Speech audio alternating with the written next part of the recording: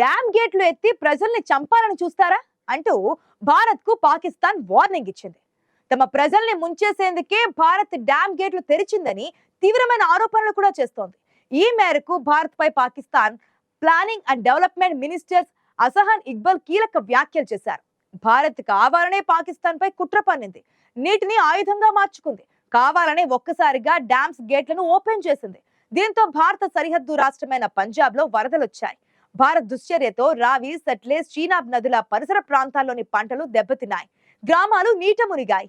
సింధు నదీ జిల్లాల ఒప్పందం ప్రకారం పాకిస్తాన్ కు ముందుగానే సూచనలు చేయాలి, కానీ భారత్ కావాలని చివరి వరకు వేచి చూసింది. ఇది నదీ జల ఒప్పందానికి విరుద్ధమని అన్నారు. మన దేశంలో కురిసే వర్షాలతో పాకిస్తాన్ లో తలెత్తిన ఆకస్మిక వరదల కారణంగా 800 మందికి పైగా మృతి చెందినట్లు సమాచారం. ఆర్మీ అధికారులు 150,000 మందికి పైగా ప్రజలను సురక్షిత ప్రాంతాలకు తరలించారు. వరదల కారణంగా 200 కిలోమీటర్ల మేర రోడ్డు మార్గం దెబ్బతింది. అకాల వరదలపై పాకిస్తాన్ ప్రధాని షెహబాజ్ షరీఫ్ కీలక సమావేశం కూడా నిర్వహించారు. వరద నీరు ఇతర ప్రాంతాలకు వెళ్లకుండా స్టోరేజీ వ్యవస్థను వేగవంతం చేయాలని ఆదేశించారు. అందుకు తగిన మౌలిక సదుపాయాలను ఏర్పరచుకోవాలన్నారు. ఈ వరదల తాలూకు సమాచారం భారత అధికారులు పాకిస్తాన్ కు అందించారు. అయినా కాస్త ముందు ఇవ్వాల్సిన సమాచారం చివరి నిమిషంలో ఇచ్చారంటూ దాయాది దేశం పాకిస్తాన్ భారత్ పై నిప్పులు కక్కింది. ఉత్తర భారతదేశంలో కురుస్తున్న భారీ వర్షాలు, క్లౌడ్ బర్స్ట్ వర్షాలు కల్లకల్లోలం సృష్టిస్తున్నాయి. అధిక వర్షాల కారణంగా ప్రధాన ఆనకట్టల గేట్లు తెరిచి అదనపు నీటిని విడుదల చేస్తున్నారు అధికారులు. దీంతో తావి నదిలో వరదలు రావచ్చని భారత ప్రభుత్వం పాకిస్తాన్ కి ఇప్పటికే హెచ్చరికలు కూడా జారీ చేసింది. మానవతా దృష్టితో హెచ్చరికలు జారీ చేసినట్లుగా స్పష్టం చేసింది. అయితే పాకిస్తాన్ మాత్రం ఈ విషయంలోనూ రాజకీయాలు చేసింది. ఇదేదో కావాలని చేసినట్లుగా ఆరోపణలు చేసింది. ఇదంతా వారి వైఫల్యాలను కప్పిపుచ్చుకునేందుకు పాక్ ప్రజల ఆలోచనలను పక్కదారి పట్టించే ప్రయత్నమేనని ఇట్టే తెలిసిపోతోంది. భారత్ మానవతా దృక్పథంతో పాకిస్తాన్ కు మంచి చేసినా ఆ దేశం మాత్రం తన ఉగ్ర బుద్ధిని మాత్రం మార్చుకోవడం లేదు. పాకిస్తాన్ ప్రజల్ని అప్రమత్తం చేసేందుకు వరదలు రావచ్చని జాగ్రత్తగా ఉండాలని భారత్ 24 గంటల ముందే హెచ్చరికలు జారీ చేసింది. అయితే తమ హద్దుల్లోని ప్రజలను సురక్షిత ప్రాంతాలకు తరలించడంలో అధికారులు అలసత్వం కారణంగా దారుణంగా విఫలమయ్యారు. దాంతో పాకిస్తాన్ ను వరదలు ముంచెత్తడంతో భారీగా ప్రాణ నష్టం, ఆస్తి నష్టం జరిగింది. దాంతో దొరికిందే ఛాన్స్ గా భారత్ పై విషం కాంకుతోంది పాకిస్తాన్. భారత్ నీటిని ఒక ఆయుధంగా మార్చుకుంటుందని, పాకిస్తాన్ ముంచెయ్యాలని ప్లాన్ చేస్తుందని మండిపడుతోంది. అమెరికా నుంచి పాకిస్తాన్ ఆర్మీ చీఫ్ ఆసిం మునీర్ చేసిన మెర్సిడెస్ బెంజ్ ఉదాహరణ వాఘా బోర్డర్ వద్ద స్పష్టంగా కనిపించింది. డెస్టినీ అంటే ఏంటో పాకిస్తాన్ కు స్పష్టంగా చూపించింది.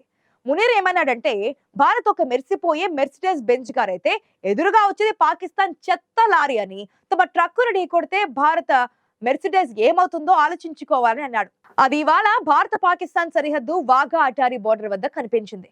భారత్ వైపు చక్కగా ఏ వరద లేకుండా కనిపిస్తుంటే పాకిస్తాన్ వైపు మాత్రం వరద నీరు కమ్మేసింది. నడుం లోతు నీటిలోనే పాకిస్తాన్ సైనికులు రెగ్యులర్ డ్రిల్ నిర్వహించారు. ఎటు చూసినా ఇసుక బస్తాలు, ఇటుకలతో నీటిని ఆపేందుకు శతవిధాలుగా ప్రయత్నించినా లాభం లేకుండా పోయింది. అచ్చం ఆసిం మునీర్ అన్నట్లుగానే మన వైపు పరిస్థితి మెరిసిపోయే మెర్సిడెస్ బెంజ్ కారులో కనిపిస్తుంటే పాకిస్తాన్ వైపు కనుచూపు మేర చెత్తతో నిండిపోయి వరద బారిన పడిన సరిహద్దు కనిపించింది. ఈ వీడియోలు ఇప్పుడు సోషల్ మీడియాలో వైరల్ అవుతున్నాయి. భారత నెటిజన్లు ఈ వీడియోలను ఉదహరిస్తూ ఆసిం మునీర్ ను ట్రోలింగ్ చేస్తూ ఆట ఆడుకుంటున్నారు. ఈ మధ్య అమెరికా వద్ద దొరికిన అండ కారణంగా పాకిస్తాన్ మరోసారి భారత్ పై అనుచిత వ్యాఖ్యలు చేస్తూ రెచ్చగొట్టే ప్రయత్నాలు చేస్తోంది. అయితే పాకిస్తాన్ లో మాత్రం నలువైపులా ఉగ్రదాడులు కొనసాగుతున్నాయి. ఇప్పటి వరకు టీటీపీ, బిఎల్ఏ మాత్రమే అనుకుంటే ఇప్పుడు మరో ఉద్యమం కూడా ఊపందుకుంటోంది. నిజానికి పాకిస్తాన్ లో ప్రత్యేక బలూచిస్తాన్ డిమాండ్ తో ఉద్యమం ఊపందుకుంది. ఇప్పుడు సింధు దేశ్ డిమాండ్ తో మరొక ఉద్యమం రాజుకుంటోంది. బలూచిస్తాన్ లాగే సింధు ప్రజలు కూడా తమ సంస్కృతి, భాష, హక్కుల కోసం పోరాడుతున్నారు. సింధు ప్రాంతంలో స్వాతంత్ర్యం కోసం పిలుపు మరింత బలపడుతోంది. ప్రజలు సింధు దేశ్ అన్న ప్రత్యేక దేశం కోసం పోరాడుతున్నారు. ఈ ఉద్యమం బలూచిస్తాన్ లో జరుగుతున్న స్వాతంత్ర్య ఉద్యమం నుంచి స్ఫూర్తి పొందింది. సింధు ప్రజలు ఎంతో కాలంగా తమ భాష, సంస్కృతి, హక్కుల కోసం పోరాడుతున్నారు. పాకిస్తాన్ ప్రభుత్వం, ముఖ్యంగా పంజాబీ నాయకత్వం వారితో వివక్ష చూపుతోందని వారు అంటున్నారు. ఆర్థిక, సామాజిక, సాంస్కృతిక సమస్యలు ఈ ఉద్యమాన్ని మరింత బలపరిచాయి. సింధు దేశ్ అంటే సింధీ ప్రజల కోసం ప్రత్యేక దేశం అని చెబుతున్నారు. ఈ ఉద్యమం 1950లలో ప్రారంభమైంది. పాకిస్తాన్ 1 యూనిట్ ప్లాన్ అమలు చేసినప్పుడు ఈ ప్రణాళిక సింధు, బలూచిస్తాన్, ఇతర రాష్ట్రాలను ఒకే యూనిట్ లో విలీనం చేసింది. దీనివల్ల సింధుకు ఉన్న ప్రత్యేకత ప్రమాదంలో పడింది. అలాగే ఉర్దూను జాతీయ భాషగా చేయడం వల్ల సింధీ భాష, సంస్కృతిని పక్కన పెట్టారు. 1971లో బంగ్లాదేశ్ విడిపోవడం వల్ల కూడా ఈ ఉద్యమానికి బలం చేకూరింది. బంగ్లాదేశ్ తన భాష, సంస్కృతి ఆధారంగా స్వాతంత్ర్యం సాధించింది. ఇది సింధ్ ప్రజలకు స్ఫూర్తినిచ్చింది. జిఎం సయ్యద్ ఈ ఉద్యమంలో అతి పెద్ద నేత. ఆయన 1972లో జైసింద్ తహ్రీక్ ను ప్రారంభించి సింధు దేశ్ ఆలోచనను ప్రతిపాదించారు. సింధు లోయ నాగరికతకు చెందినటువంటి 5000 సంవత్సరాల చరిత్ర కలిగిన సింధు నాగరికతను కాపాడడం అవసరమని ఆయన అన్నారు. ఈ ఉద్యమాలు ఉగ్రవాదుల దాడులతో పాకిస్తాన్ ఉక్కిరిబిక్కిరి అవుతోంది. వీటి నుంచి ప్రజల దృష్టి మళ్లించేందుకు చేయాల్సినవన్నీ చేస్తోంది పాకిస్తాన్. సింధు జలాల గురించి అసందర్భ ప్రకటనలు చేస్తూ భారత్ పై ఆరోపణలు గిప్పిస్తోంది. ఆపరేషన్ సింధూర్ తర్వాత పాకిస్తాన్ ను పట్టించుకోవడమే మానేసింది భారత్.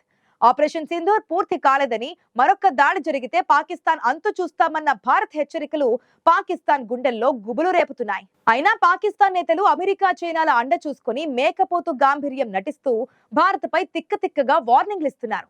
కానీ పాకిస్తాన్ ప్రజలు మాత్రం వరదల గురించి భారత్ చేసిన హెచ్చరికలకు ధన్యవాదాలు తెలుపుతున్నారు. ఏ క్షణంలోనైనా పాకిస్తాన్ లో సట్లెజ్, చినాబ్, రావి తదితర నదులపై ఉన్న జలాశయాలు గేట్లు ఎత్తబోతున్నామని 2 రోజుల క్రితం భారత్ పాకిస్తాన్ కు చేసిన సూచనతో పాకిస్తాన్ అలర్ట్ అయింది. ఆ దేశంలోని ప్రావిన్స్ లోని 1,50,000 మందిని సురక్షిత ప్రాంతాలకు తరలించారు.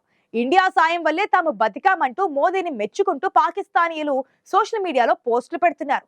ప్రత్యేకంగా భారత ప్రధాని మోదీకి థ్యాంక్స్ చెప్తూ పోస్టులు పెడుతున్నారు. గత నెల రోజులుగా పాకిస్తాన్ లో ఎడతెరపు లేకుండా వర్షాలు కురుస్తున్నాయి.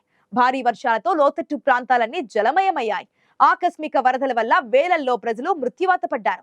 ఈ ఏడాది రుతుపవనాల కాలంలో ఖైబర్ పఖ్తుంఖ్వా, ప్రావిన్స్, పంజాబ్, సింధు వంటి ప్రాంతాలు ఎక్కువగా ప్రభావితమయ్యాయి. ఆగస్టు నెలలో విపరీతంగా వర్షాలు కురుస్తున్నాయి. జూన్ లో కురిసిన భారీ వర్షాలకు 800 మందికి పైగా ప్రజలు మరణించారు. బునేర్ జిల్లాలోని ఆకస్మిక వరదల కారణంగా 300 మందికి పైగా చనిపోయినట్లుగా అధికారులు తెలిపారు. వాతావరణ మార్పుల వల్లే ఇలాంటి విపత్తులు సంభవిస్తున్నాయని నిపుణులు చెబుతున్నారు. భారీ వర్షాలు, ఆకస్మిక వరదల కారణంగా 2022లో పాకిస్తాన్ 1/3 దేశం నీట మునిగిపోయింది. ఒకవైపు ఈ గొడవలు ఇలా ఉండగా 2 దేశాల మధ్య జరగనున్న క్రికెట్ గురించిన వార్తలు దుమ్ము రేపుతున్నాయి. ఆసియా కప్ 2025లో భారత పాకిస్తాన్ జట్ల మధ్య సెప్టెంబర్ 14న దుబాయ్ ఇంటర్నేషనల్ క్రికెట్ స్టేడియంలో మ్యాచ్ జరగనుండగా ఈ మ్యాచ్ కు సంబంధించిన టికెట్ల ధరలు ఆకాశాన్ని అంటుతున్నాయి. బ్లాక్ లో టికెట్ ధరలు లక్షల్లో పలుకుతున్నాయి. ఈ ధరలు అధికారిక టికెట్ విడుదలకు ముందే థర్డ్ పార్టీ వెబ్సైట్లలో 26,256 నుంచి 15.75 లక్షల రూపాయల వరకు ఉన్నాయి. ఈ ధోరణి భారత్ పాకిస్తాన్ మ్యాచ్ పై ఉన్న ఉత్కంఠతను స్పష్టంగా చూపిస్తోంది.